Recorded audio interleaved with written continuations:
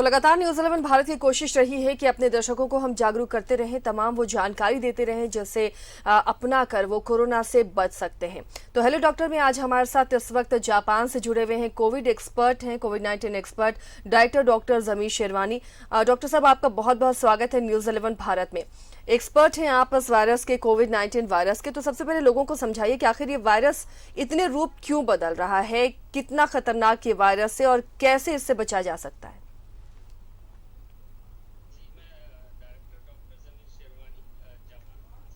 ये Covid 19 virus virus से पे मैं रिसर्च कर रहा हूँ और मेरा स्पेशलाइजेशन है बायो नैनो कॉलॉइड। तो कोविड 19 वायरस को हम एक बायो नैनो कॉलॉइड की तरह से हम बायो नैनो कॉलॉइड ये माना जाएगा, क्योंकि इसका आकार जो है वो टोटल आकार इसका साइज 100 नैनोमीटर है। तो 80 नैनोमीटर इसकी बॉडी है और 20 नैनोमीटर इसके स्पाइक्स हैं। तो ये बायो नैनो कॉलॉइड्स में आता है। तो उसी तरह से ये व्यवहार करता है। अगर हम इसे पार्टिकल पार्टिकल ले करके इसका और उसका व्यवहार अगर हम एक्सप्लेन करते हैं, तो इसका पीक का आना जाना, appearance and disappearance of the peak, transmission and spread, mask mechanism of N95 mask, transmission in dogs and pets, sanitization, vaccine, mutation, aerosol, airborne virus, horizontal and vertical transmission को हम explain कर सकते हैं।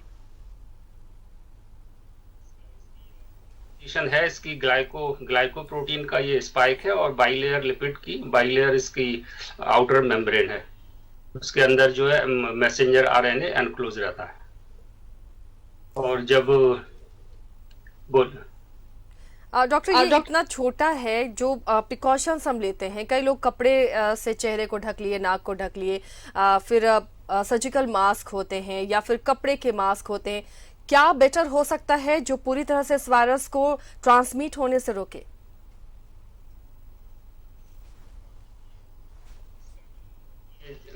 जो हम टॉवेल क्लोथ्स का use करते हैं, तो ये जैसे ये तौलिया है, तो इसकी पेनिट्रेशन इसके टॉवल की इसकी पेनिट्रेशन इसकी अधिक है, तो ये मास्क को नहीं रोक पाएगी, क्योंकि इसका पोर साइज अधिक है और वायरस का साइज है 100 नैनोमीटर। तो इससे वायरस निकल करके रेस्पिरेटरी ट्रैक में चला जाएगा। इसलिए हम ये N95 three layer N95 mask हम यूज करते हैं। इसकी वजह से इसमें थ्री लेयर्स की इसमें प्लाई है। ये 2 लेयर इसकी ऊपर से है, नीचे इसमें फिल्टर लगा हुआ है। जैसे N95 मास्क, इसकी जो प्रिवेंशन है 98% तक जाती है इसकी प्रिवेंशन। और उसकी तौलिया की, कपड़े की, दुपट्टे की, अंगोछे की, उसकी प्रिवेंशन जो है, ये प्रिवेंशन केवल 10 से और 60% तक रहेगी। उससे बाकी के पार्टिकल जो है स्लिप होकर के वो ट्रैकिया में चले जाएंगे, सांस लेने की नली में। उसी के कारण इसका ज्यादा संक्रमण लोगों में हो रहा है। तो N95 three layer mask use करना बहुत ही ज्यादा जरूरी है। अगर हम तौलिया, अंगोछा, दुपट्टा का इस्तेमाल करते हैं, तो उससे जो है कोई प्रिवेंशन नहीं होगी, या कपड़े का बना हुआ मास्क, उससे भी प्रिवेंशन नहीं होगी। केवल उससे 10% से लेकर के 50% तक प्रिवेंशन होगी। अगर हम 3 लेयर सर्जिकल मास्क इस्तेमाल करते हैं, तो वो 98% तक उसकी प्रिवेंशन होती है। और उसमें पेनिट्रेशन जो है वो बहुत ही कम, लगभग ना के बराबर होता है, नेग्लिजिबल। इसलिए 3 लेयर मास्क यूज करें। और अगर इसकी जो डबल मास्क का जो कंसेप्ट है, डबल मास्क अगर हम लगाते हैं, तो वो स्लिप होने का, उस मास्क एक दूसरे के ऊपर स्लिप होने का उसमें खतरा रहता है। तो अगर मास्क स्लिप हुआ तो बार बार हाथ से उसे ठीक करना पड़ेगा, बार बार हाथ लगाना भी ठीक नहीं है। इस वजह से जब मास्क लगाते समय देख लें कि उसमें चेहरे के बीच में और मास्क के बीच में कोई स्पेस नहीं रहता हो और प्रॉपर होती हो। और इसकी ये वायर की जो क्लिप है, इसे एडजस्ट कर लें, ताकि वो पूरी तरह से मुंह बंद हो जाए। और ये रेस्पिरेटरी मास्क जो है, कि जिसने मास्क लगाया हुआ है उसे वायरस पार्टिकल नहीं देगा, लेकिन जिसने मास्क लगाया हुआ है उसके वायरस पार्टिकल हवा में जाते रहेंगे, क्योंकि वाल्व है ना उसमें, वन वे वाल्व है। तो एक तरफ से हवा आ सकती है, एक तरफ से जो है नहीं जा सकती। तो वो इसीलिए 3 लेयर सर्जिकल मास्क जो है प्रेस्क्राइब करते हैं।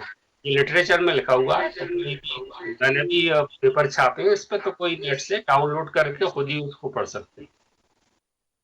डॉक्टर साहब, वायरस बहुत तेजी के साथ अपना रूप बदल रहा है और अब कहा जा रहा है कि तीसरा वेव जो आएगा वो बच्चों को हीट करेगा।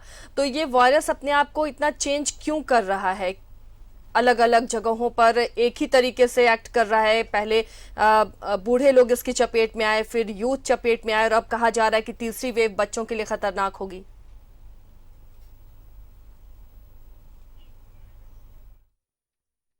या वेरिएंट जो अभी डिस्कस कर रहे हैं रिसर्चर, तो उसके बारे में ये जिन लोगों ने नेचर में, मैंने दो रिसर्च आर्टिकल पढ़े हैं, दो रिसर्च आर्टिकल नेचर में छपे हैं, एक रिसर्च आर्टिकल साइंस मैगजीन में छपा है। तो जिन शोध करने वालों ने इसको अभी कंफर्म नहीं किया है कि ये जो स्प्रेड हो रही है ये म्यूटेशन या वेरिएंट के कारण है। तो उसका रिप्रोडक्शन नंबर, ओरिजिनल वेरिएंट या जो गार्डन स्ट्रेन था, वुहान स्ट्रेन, उससे थोड़ा सा मार्जिनली, थोड़ा सा उसका आर नॉट उसका मार्जिनली ज्यादा है, उतना अधिक ज्यादा नहीं है। और ये मैंने खुद रिसर्च आर्टिकल पढ़ करके देखे हैं। और जो इसका डॉक्टर भी बहस बहुत चल रही है कि ये वायरस जो है वो क्या नेचुरल तरीके से उपजा हुआ वायरस है या फिर बनाया गया है? क्योंकि जिस तरह से इसके वेरिएंट हैं, जिस तरह से ये रूप बदल रहा है, तो कई तरह की चर्चा भी हो रही है।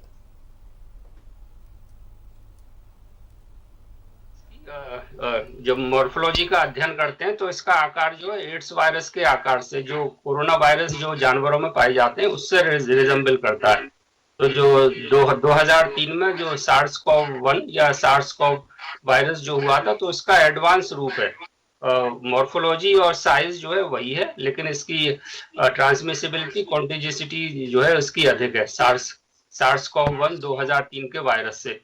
तो जब जब वैज्ञानिकों ने इसका अध्ययन किया तो ये पाया ये एड्स के वायरस और फ्लू के वायरस की कॉम्बिनेशन है वायरस। तो अभी इसका पता लगाना, लोगों में मतभेद है। बहुत से लोगों का मानना है कि ये जानवर से, एनिमल से होकर के आया। बहुत से लोगों का मानना है कि ये लैब में बना हुआ वायरस है। लेकिन अभी कुछ कहा नहीं जा सकता। बाकी है। डॉक्टर साहब जुड़े रहिए हमारे साथ। एक दर्शक जमशेदपुर से हमारे साथ जुड़े हुए रतन हमारे साथ जुड़े हुए। रतन जी, आपका स्वागत है न्यूज़ 11 भारत में। अपना सवाल पूछें। हाँ, मॉर्निंग। हमारा सवाल ये है कि अभी जो मैं न्यूज में देख रहा हूँ, ब्लैक फंगल, व्हाइट फंगल और आपका कोविड का जो रूप चेंज हो रहा है, तो इसको बच्चा पे अधिक असर, हमें बच्चा पे अभी दिया जा रहा है कि बच्चा लोग पे अधिक होगा। तो हम ये जानना चाह रहे हैं कि बहुत सारे ऐसे बच्चे हैं कि जो घर से एकदम नहीं निकलते हैं, उसके बावजूद भी उसका प्रिपरेशन उनको कैसे लेना चाहिए और क्या विशेष ध्यान देना चाहिए और क्या लक्षण इसमें है ब्लैक फंगल और व्हाइट फंगल, इन पे थोड़ा जानकारी चाहिए। चलिए, शुक्रिया रतन जी अपने सवाल पूछने के लिए। डॉक्टर, दर्शक हमारे साथ रतन जुड़े हुए थे, उनका कहना है कि व्हाइट फंगस और ब्लैक फंगस भी इन दिनों कोविड पेशेंट्स जब ठीक हो जा रहे हैं उसके बाद उनमें ये लक्षण देखे जा रहे हैं। बहुत तेजी के साथ फैल रहा है, जानलेवा साबित हो जा रहा है ब्लैक फंगस। फिर तीसरे वेव से बच्चों को खतरा है, तो आखिर कैसे बचें? कब तक ये वायरस खत्म होगा? अब सभी लोगों के जहन में ये सवाल है। वायरस ये फैला हुआ है, ब्लैक फंगस के बारे में पहले बात कर लेता हूँ। जो इम्यूनिटी कंप्रोमाइज जो पेशेंट होते हैं, जैसे कोविड-19 के जिन पेशेंट्स का इलाज किया है आईसीयू में, जनरल वार्ड में, जो पोस्ट कोविड पेशेंट जिन्हें कहते हैं, तो जब ये स्ट्रॉल या पेन किलर लंबे समय तक डॉक्टर लोग उन्हें लिखते हैं, तो उनकी इम्यूनिटी कंप्रोमाइज होती है।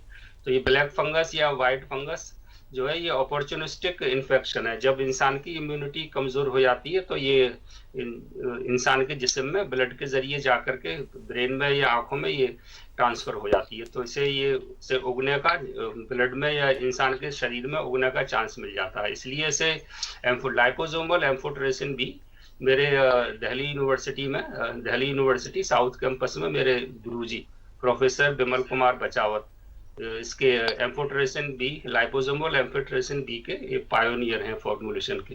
तो मैं भी उस टीम में शामिल था। तो हम लोगों ने पेटेंट फाइल किए प्रोफेसर बचावत के साथ, और 20 एक के करीब हम लोगों ने रिसर्च छापे। और ये लाइपोसोमल एम्फोटेरेसिन भी प्रोफेसर बचावत की ही इन्वेंशन है, दिल्ली यूनिवर्सिटी साउथ कैंपस में।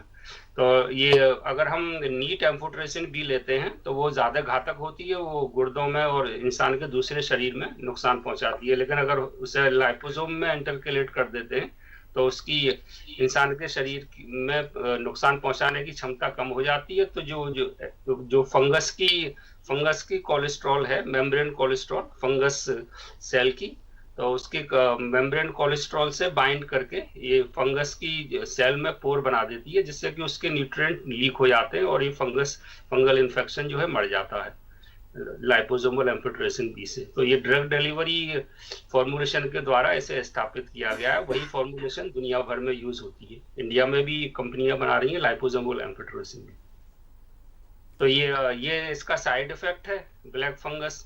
और जहां तक ये कब ये वायरस जाएगा, तो इसमें जो एक है, अगर हम सारी जितनी जनसंख्या है उसे हम वैक्सीनेट कर देते हैं, और या फिर अगर जितनी पॉपुलेशन है वो वायरस उसे इन्फेक्ट कर दे, तो इंसानों के अंदर इम्यूनिटी एंटीबॉडीज बन जाती हो। लेकिन उसका प्रतिशत जो है वो 70% लोगों में या तो हम वैक्सीन लगा करके उनके अंदर न्यूट्रलाइजिंग एंटीबॉडी बना दें, या फिर कोरोना वायरस से वो लोग इन्फेक्ट हो जाएं तो उनके जिस्म में खुद ही न्यूट्रलाइजिंग एंटीबॉडी बन जाती हो। तो जब हम 70% जनसंख्या में या तो हम ये वैक्सीन के द्वारा या फिर उनके अंदर कोरोना वायरस इन्फेक्ट करके खुद ही एंटीबॉडीज, न्यूट्रलाइजिंग एंटीबॉडीज बना देता हो, तो उसी सूरत में हम इस पेंडेमिक से छुटकारा, महामारी से छुटकारा पा सकते हैं।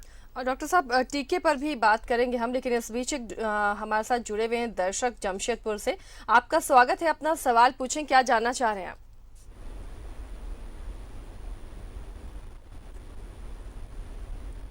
आवाज मिल पा रही है क्या? चलिए, लगता है संपर्क कट गया है। दर्शक का नाम भी नहीं बताया था हमें उन्होंने।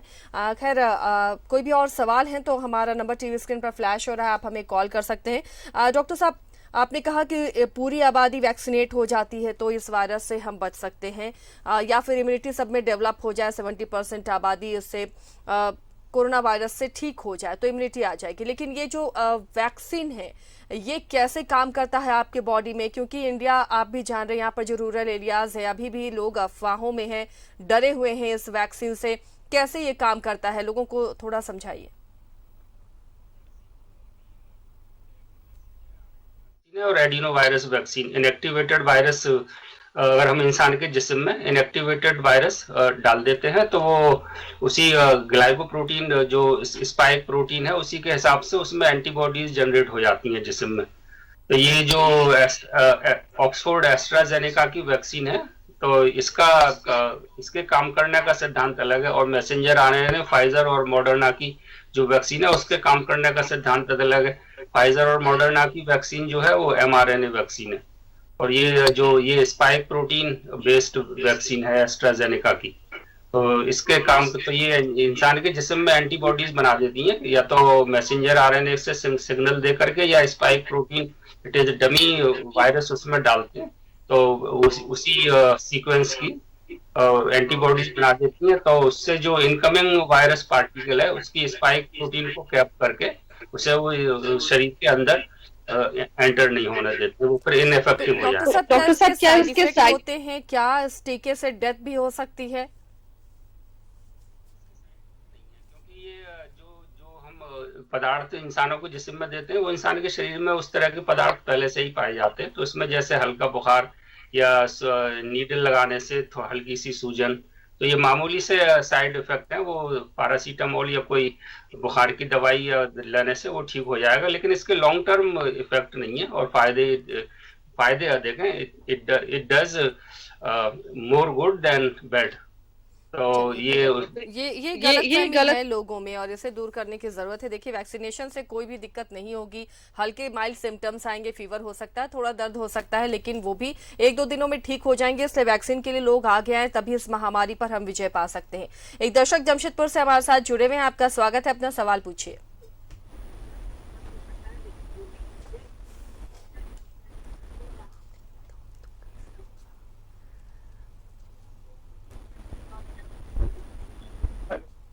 आपकी आवाज मिल रही है, अपना सवाल पूछिए। हेलो, मैं रतनलाल जमशेदपुर से बोल रहा हूँ जी बोलिए। हमारा डॉक्टर साहब से ये सवाल था कि अभी जो महामारी चला जा रहा है, अभी नया आ गया है, बहुत डरावने वाली बात है जो बच्चों पे। हाँ, ये बच्चों को किस तरह से और प्रिवेंट किया जाए।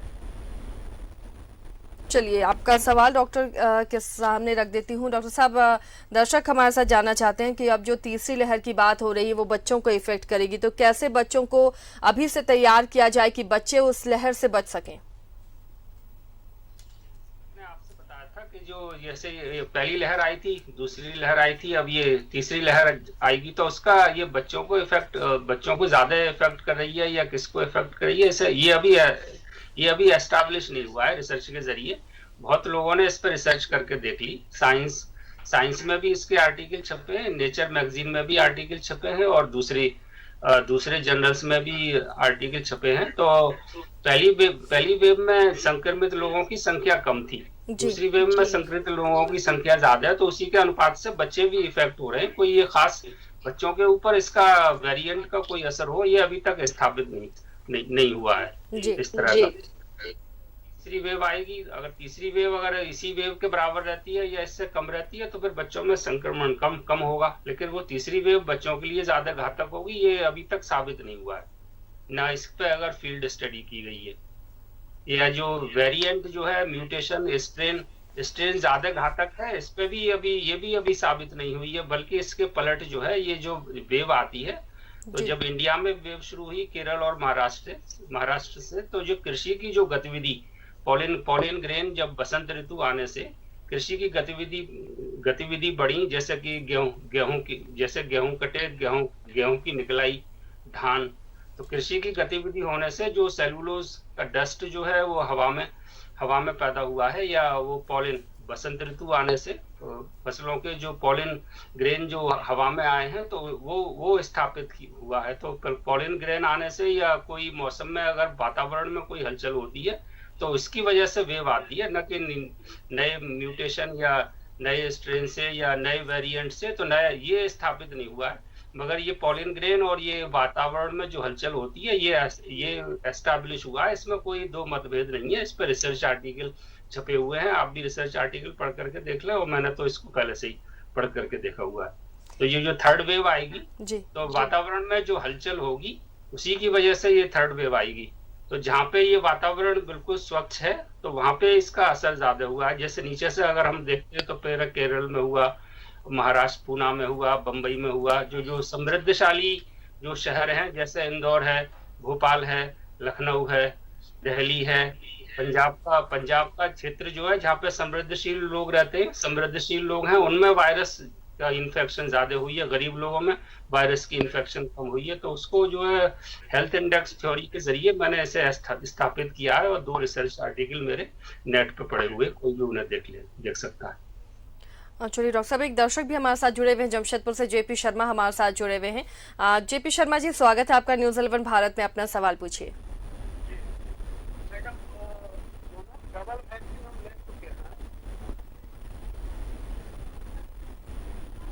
जेपी शर्मा जी, अपना सवाल पूछिए, आपकी आवाज मिल रही है। जी, तो डबल वैक्सीन हम ले चुके हैं, लेकिन उसके बाद से हमको दिया हुआ 1 महीना हो गया, डबल साल किया, लेकिन उसके बाद आपकी आवाज साफ नहीं आ पा रही है जेपी शर्मा जी। जी मैडम, हम दोनों वैक्सीन ले चुके हैं जी। वैक्सीन लेने के बाद 1 महीना हो गया दोनों वैक्सीन लिए हुए, उसके बाद भी हेलो जी, दोनों वैक्सीन लेने के बाद कभी कमजोरी बुझाता है मैडम, कभी सर दर्द बुझाएगा, ड्यूटी भी तो कंटिन्यू करना ही है, तो इसका वैक्सीन से हो रहा है सर, पहले तो नहीं होता था। चलिए, तो इसका जवाब डॉक्टर साहब देंगे। डॉक्टर साहब, एक दर्शक हैं जेपी शर्मा, उन्होंने कहा कि दोनों वैक्सीन उन्होंने ले ली है, लेकिन 1 महीने हो चुके हैं, उसके बाद भी उन्हें बहुत वीकनेस है, सर दर्द होता है, तो क्या वो जानना चाहिए वैक्सीन की वजह से या फिर कोई और रीजन है?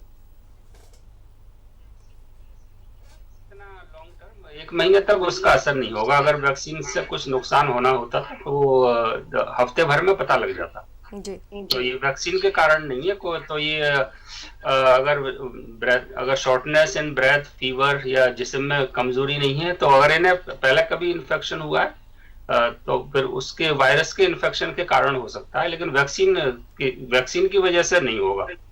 वैक्सीन की वजह से कोई कमजोरी नहीं होती है। वैक्सीन तो फायदा ही करती है, वैक्सीन नुकसान कभी नहीं करेगी, किसी भी कंपनी की वैक्सीन। जी चलिए, तो वैक्सीन से कोई वैक्सीन से कोई गलतफहमी दूर कर लेनी चाहिए लोगों को। डॉक्टर साहब, क्या ये वायरस एयरबॉर्न हो सकता है? क्या इस तरह हवाओं में ये लोगों को फैल सकता है लोगों में?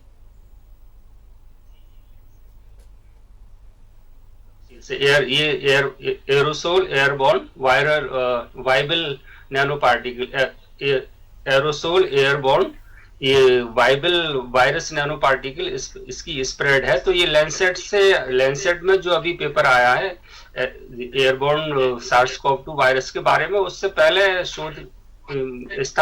रिसर्च करके लोगों ने इसे स्थापित कर दिया है, इसमें कोई दो राय नहीं है। लैंसेट वाले ने भी जो है पिछले जो रिसर्च हुई है उसी के पेपरों का हवाला दिया है। लैंसेट में जो पेपर आया है एरोसोल कोविड-19 के वायरस, उसमें उन्होंने कुछ अपना नया एक्सपेरिमेंट नहीं किया, बल्कि पिछली जो रिसर्च है उन्हीं को उन्होंने रिव्यू किया है। तो ये डेफिनेटली एरोसोल एयरबॉर्न वायबल कोविड-19 वायरस की ट्रांसमिशन है। ये स्थापित की गई है अलग अलग तरह के एक्सपेरिमेंट करके। जैसे कि एक बस में लोग ट्रेवल कर रहे थे, 100 मिनट की राइड थी, 50 मिनट जाना 50 मिनट वापस आना, तो उसमें एक संक्रमित व्यक्ति बैठा हुआ था। तो उसमें जिस तरह से उसने दूसरे व्यक्तियों को संक्रमित किया है, उस बस में जो है एयर कंडीशन ऑन था, तो एयर कंडीशन के जरिए जब वो हवा घूमी है तो उससे दूसरे लोग संक्रमित हुए। फिर उनकी इन्वेस्टिगेशन की गई तो ये स्थापित हो गया है कि ये एयरबॉर्न वायरस है। उसके अलावा जो यहाँ पे डायमंड प्रिंसेस जो क्रूज शिप था, योकोहामा में आके एंकर हुआ था, तो डायमंड उसमें जो लोग संक्रमित हुए थे क्रूज शिप में, तो उसमें भी वो एयरबॉर्न वायरस के ही जरिए संक्रमित हुए थे। तो ये एयरबॉर्न वायरस है, लेकिन सरफेस टचिंग से अभी तक कोई चीज को स्थापित नहीं किया गया है। तो जो भी लोग संक्रमित होंगे वो एयरबॉर्न से ही होंगे। तो ये जापान का जो यहाँ पे दुनिया का सबसे फास्टेस्ट सुपर कंप्यूटर है फुगाकू, उसके बारे में भी मैंने रिसर्च आर्टिकल छापा है। तो उसने इसको 3 C's जो है वो स्थापित की हैं।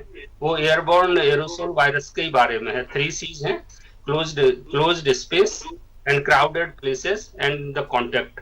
तो अगर आप अपने घर को या स्टूडियो को अगर वेंटिलेशन अगर आप दे देते हैं, लैंसेट में वेंटिलेशन को जो है वो प्रमुखता दी गई है। तो आप क्लोज्ड बंद हुए स्पेस में नहीं रहे और क्राउडेड प्लेस को अवॉइड करें जाने से, तो फिर वो एरोसोल के द्वारा वो वायरस ट्रांसमिट नहीं होगी और आप स्वस्थ रहेंगे। तो ये एस्टैब्लिश किया हुआ है और इसी पे हम शोध कर रहे हैं कि ये एयरबोर्न ट्रांसमिशन किस तरह से रोका जाए। अलीगढ़ मुस्लिम यूनिवर्सिटी में जो 47 टीचरों की मौत हुई थी, वो भी एयरबोर्न एरोसोल वायबल ट्रांसमिशन की वजह से है। तो वो एक और उदाहरण है, वो इसको एयरबोर्न वायबल नेचर जो है वायरस की उसको दर्शाता है। तो इस तरह से बहुत से ये अलग अलग तरह के एग्जाम्पलों के जरिए इसको स्थापित किया गया है कि ये एयरबोर्न एरोसोल वायबल ट्रांसमिशन ही इसका होता है। तो ये इसमें अब कोई दो राय नहीं है। ये लॉकडाउन, आइसोलेशन, ये जितने भी ये मेथड है सब ये इसको एयरबोर्न वायरस के ट्रांसमिशन को रोकने के लिए है। जी चलिए, बहुत बहुत शुक्रिया डॉक्टर शेरवानी इस तमाम जानकारी के लिए। हमारे दर्शकों को उम्मीद है बहुत फायदा हुआ होगा इन तमाम जानकारियों से। बहुत बहुत शुक्रिया आपका, आपने हमें वक्त दिया।